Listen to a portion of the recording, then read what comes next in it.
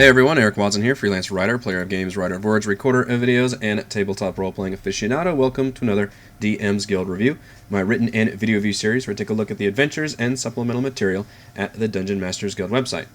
This video will be reviewing the supplement Weapon Perks designed by Crit Academy for Dungeons & Dragons 5th edition. A review copy has been provided for the purposes of this review. If you enjoy my videos, consider using my affiliate links for your online shopping and supporting me via patreon.com/RogueWatson. Shoutouts to Platinum patrons Joe, Will, Tiny Dancer, Manuel, Basil, Tom, Huskar124, Wizard Princess, my favorite D&D player, and Christopher.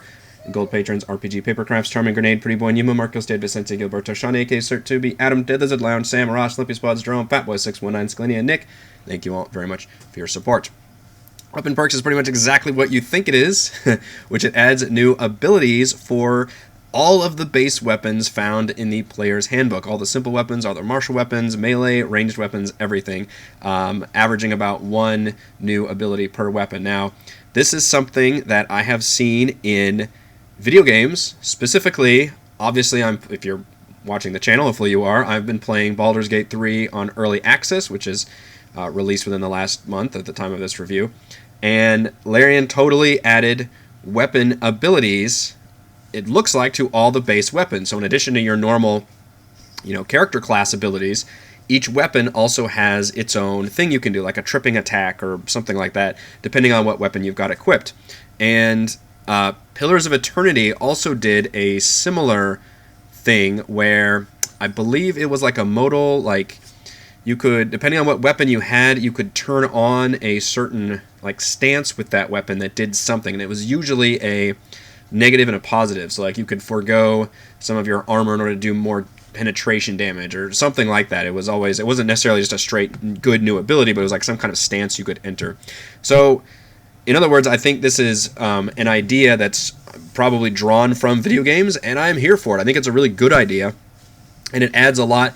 Because a big problem in D&D is that people tend to use the same 4 weapons, despite there being 30 or 40 weapons there listed in the player's handbook.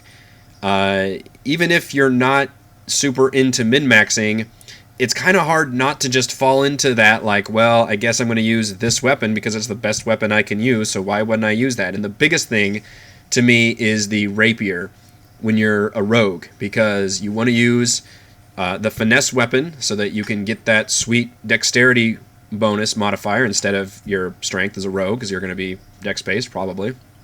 And the Rapier is far and away better than all the other finesse weapons. It's a 1d8 versus a short sword or a dagger, even though it is way more of a classic rogue weapon to use a dagger or rogue and a short sword. And you don't picture necessarily every rogue out there being that fencing rapier wielder, but it just becomes kind of the de facto choice because it's just better damage. And so what this does is offer abilities that you essentially gain if you're wielding that weapon. Now, you do have to be proficient in that weapon, but I can't imagine anybody in D&D 5e is not using proficient weapons. That's just a huge thing. So that's the only requirement, though. Otherwise, you can use pretty much all of these abilities right from the get-go. And I think they're pretty fun. They do a good job, especially of having limits where they're pretty powerful, as well as using things like your reaction. Maybe it's like a defensive weapon, or if you take a different kind of action. For example, if you don't even take the attack action, but the weapon gives you an ability that then lets you do something extra. For example, the battle axe gives you the reckless charge ability. So if you use the dash action, which not a lot of folks do if you're not a rogue that has the cutting action thing, you can use a bonus action to then make a melee weapon attack, like a normal attack, not necessarily an offhand attack. And specifically, if you move at least 10 feet in a straight line before taking the bonus action to attack, then you gain a +5 to your damage roll, and the next roll made against you has advantage. So you're just recklessly charging in there. And so all of these try to do thematically appropriate abilities to that weapon. The lance has a jousting charge. The more defensive weapons usually work on reaction. For example, the Scimitar is another one that's good because it doesn't use your attack. It says when you take the dodge action, you have a crying baby next to you. Now, when you take the dodge action, if an enemy misses you with a melee attack, you can use your reaction to make a weapon attack. So again, not even using the attack action, but it has that ability that's able to use. the trident and the sickle, you can use your reactions or different abilities to parry attacks and have that do different things. For the trident, you can have them, I think, hit themselves or hit somebody else. For the sickle, I think you can still do damage against yourself, which is pretty cool. So I think it does a really fun job of adding these in there and generally having a pretty good balance. And now we're going to hear from this one. It's 2020, sometimes you got to improvise when it's time to do reviews. The Rapier, is a classic piercing weapon. So in this case, when you make a bonus action, and another thing I like that these weapons do is they allow you to... Somebody pooped. The answer may surprise you. No. They allow you to use a skill check in combat that you have to win to use the ability. So for the Rapier, you have to make a perception check against their insight in order to spot a weak point, and that allows you to bypass their armor class with your attack. So I like that A, it uses a bonus action, and B, it uses a skill check in order to do it. So I think that's the right way to balance all these abilities in, because what you don't want to do is step on the toes of abilities like the fighter, the Battle Master, that has all those abilities they can do, because the Battle Master is using resources in order to do that thing. They're using those superiority die. So I'm always looking to make sure that these are balanced with existing class abilities, and if it's a really good ability, then you're expending things to do it, or if it's you're at least using a reaction, or you're doing something that's not just automatic. So in a few of these, I think it kind of fails, at least even balancing among each other, because it doesn't have that. For example, there's an odd difference between a mace and a maul, and I think a maul is the bigger, like, Warhammer type thing, and it does more damage. In this case, the mace, you can use your action to do a crushing blow. You make a melee weapon attack, and the victim has to succeed in a con saving throw, and if they fail, they are stunned. That's pretty big. The maul has the exact same ability, stunning blow. But in order to do this, you forego the damage, they still have to make the con saving throw, and they're stunned, but you can only use it a number of times equal to your strength modifier, and you regain that on a short or long rest. So why is that so different there? Is it just because the maul does more damage? But you have to A, forego your damage, and B, you're limited on the number of times you can even do it. So that was kind of weird. And another one that I feel like was a little bit not balanced very well, the Longbow, first of all, has two abilities. One of them you can actually direct your companions to use their, I think, reactions to attack. A creature can immediately use his reaction to make one weapon attack, or you take the disengage action, which is like you being a spotter, which I guess if you're proficient with the longbow, you're probably good at seeing things. But the other ability you have is that once per long rest, you can use a bonus action to just, like, target everything. This is almost like that Overwatch, like, it's high noon, and just target everybody in your sights, and then you can make a weapon attack against everything in your range, which for a longbow is pretty crazy. So the problem is I don't want to step on the toes of what would be good magic item abilities, and that's a tricky thing to do, because you want to... I like the idea of weapon perks, I really do. I think it's fun to give each weapon a unique quality that makes it worth wielding, and even maybe make the weapons that are less, which are underused, give them more abilities to make them more exciting so that people might want to use them, and just give them something extra to do in combat rather than just, I'm going to swing my sword a million times. You can be like, well, I'm going to use my pommel to knock out this, use my reaction against this spellcaster because I'm wielding a longsword or whatever. But you also don't want to make them so powerful that, like, these are legitimately good ideas for magic weapons. Another good example of this is the blowgun, which is a great one that needs to be made better, because who the hell would use a blowgun, like, in a legitimate weapon? Other than, again, if you've got a really thematic idea for a character and you're actually, like, kind of, limiting yourself by using that weapon because that's true to your character, then go you. That's awesome. But I imagine most folks just can't help but kind of min-max that a little bit. But in this case, you can do a sleep dart or a poison dart. That's a good way to do a magic weapon. Like, if a low-level magic weapon could be a blowgun that maybe you could do a sleep dart or a poison dart once per... And sure enough, the sleep dart works exactly like the sleep spell. Like, you roll a 48, and as long as their hit points are less, you still have to make the ranged weapon attack to actually make it. But I think that's a cool idea for a magic weapon, is like, hey, once per short rest, you can fire a sleep dart or a poison dart. You still have to make the weapon attack, but then it does that effect.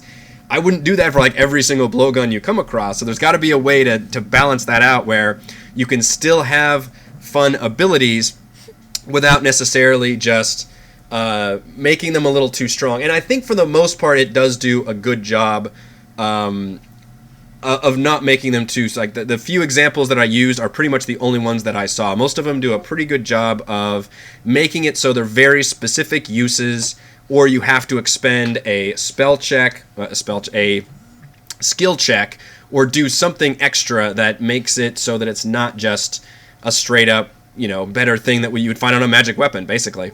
Like for the sling, you have to make a perception check to get your wisdom modifier added. I think I wrote down some of these. Short bow had a really fun one. Aimed shot is a bonus action. You can make a DC 15 insight check to take a moment extra to lead your opponent to ensure a precise hit. The next time you ready an action against a creature, you score a crit on a roll of 19 or 20.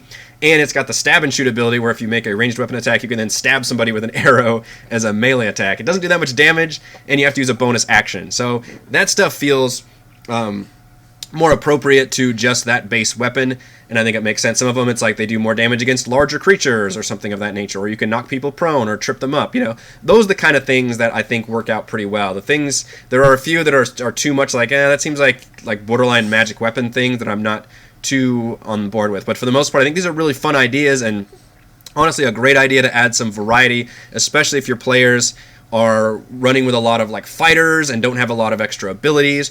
Or more importantly, you're just sick of seeing the same weapons over and over again. The same great axes and long swords and rapiers, because everybody uses the same 4 or 5 weapons. I mean, this has a flail that you can like spend your turn just whipping your flail over your head like a helicopter, and anybody that comes within range takes damage. Like, that's a cool thing, and that's something that a player, maybe if they're new to D&D, is like, well, can I just do this, as a cool thing to do? And you're like, yeah, and I've got a mechanic for that. So I think that's, I've got a system of rules that we can do that with. So I think that's a really neat idea, and I like that a lot. Also, I think it's just a good product. It's well organized. I really like the artwork that's used here, the kind of silhouette art style throughout. I mean, it's only 12, what are we talking, 15 pages long, and it looks really good, and it's well put together. It also has some really cool flavor text in front of each weapon. Most of us know what a short sword is, a long sword, and all that, but it just does a really fun way of kind of talking about why you should care about each weapon and kind of remind you about the advantages of each one. Isn't that right, baby? Like the war pick. Start off as a tool used by miners to cut precious gems from rocks. Due to the precious nature of the cargo that the miners carry, they often find themselves under attack by monsters and get rich quick bandits. They were forced to defend themselves with the only real weapons they had, their mining picks. It wasn't long before the adventurers and soldiers realized the armor-piercing power of a tool designed to cut into rock.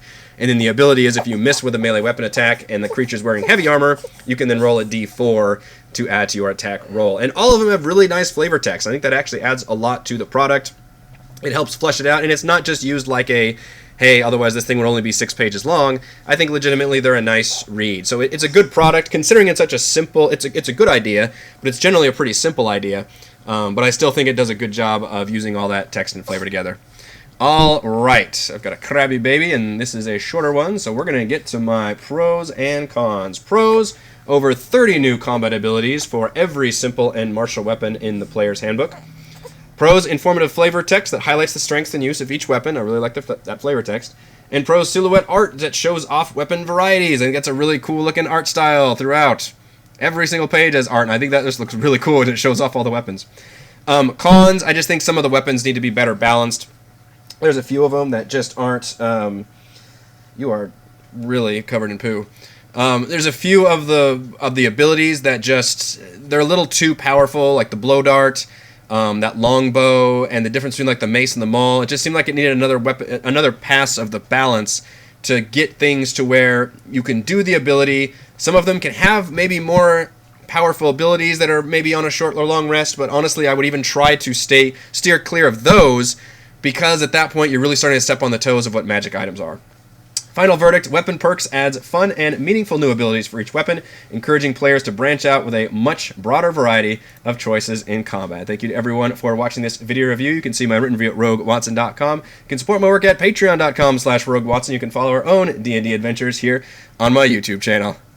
I'm going to go change a baby.